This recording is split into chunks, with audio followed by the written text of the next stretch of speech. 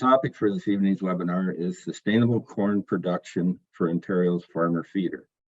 There is a strong connection to the story of sustainable production practices and our Ontario Corn-Fed Beef Quality Assurance Program.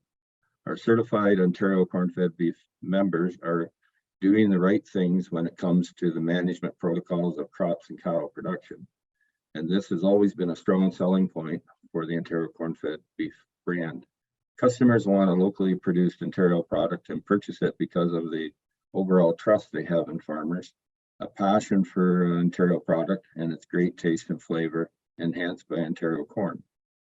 However, customers also have additional questions and want more to the production story, including are farmers being good stewards of the land, addressing environmental concerns, and acting in a positive manner towards climate change concerns. Producers, as we know, are striving to enhance and adopt the best management practices on their farms involving crops and cattle production, such as minimum tillage methods, cover crops, fertility programs matching yield potential, maximizing feed quality, and detailed animal health protocols. Producers are always looking at ways they can improve. After all, it's their livelihood and the financial security for their family and employees. It's their commitment to creating a vibrant local agricultural value chain to support their community and its members.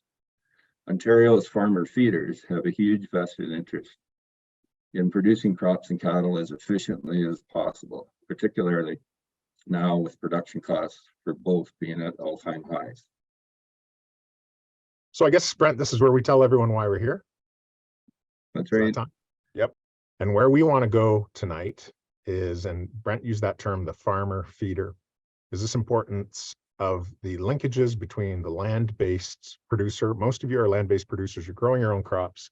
And so the reality is much of this cropping footprint is in your hands. I've been running around the last number of years with the tagline, where appropriate, that sustainable livestock need sustainable crops. That the footprint of our livestock in many cases is tied to the feedstuffs we buy or grow, whatever the case would be. So in other words, what you do in the barn, many of those things we've talked about in sustainability meetings, like efficiency, feed efficiency, methane reduction, diet formulation, those are all very important. But some of the footprint that our livestock bring to the world is through the feedstuffs we use in those systems. In other words, whether you have good feed efficiency or bad feed efficiency, it amplifies either the good cropping practices or the bad cropping practices by virtue of your feed efficiency multiplier. So we need to work in both of those areas. So Brent, I'll turn it back over to you for a few more comments. The term Ontario farmer feeder, so focusing on that term provides a great storyline to expand on, focusing on the family farm growing crops to feed their cattle, which in turn produce manure and nutrients to return back to the land to grow crops, thus continuing the cycle. So I wanted to tell everyone the story of what happened while we were preparing the December webinar, the one at Melvin Stekla's place when we were filming that video. And so that video was supposed to be about farm finances and farm records and try to prepare people for, potentially difficult situation ahead with nitrogen costs, lending costs, and so forth. The way it's coming together, this could not just be, a farm records video. This could be a farm sustainability cropping rotation. And for those of you that were on early enough to see Melvin's video or saw it on the YouTube or were in the webinar last time, you'll know that he got talking about the interrelationship between crop rotation and his record keeping and feed costs and so forth.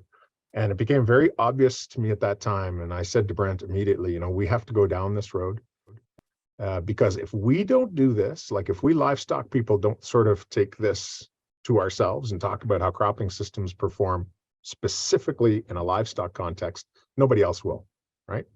And we are hoping to offer everyone a program here tonight that feels a little bit more like what you hear from your fellow livestock producers, not something you'd hear at a hardcore agronomy conference, because frankly, that's not the context in which so many of you operate as farmer feeders. And it also emphasizes the management skills that these producers have and the data and record keeping that they do to support those management skills and decisions that they make. Everyone's out in the business of risk management every day with every decision you make, right? You're embedding those, and I guess, we're hoping to offer you some content tonight that you can add as another layer in all of that.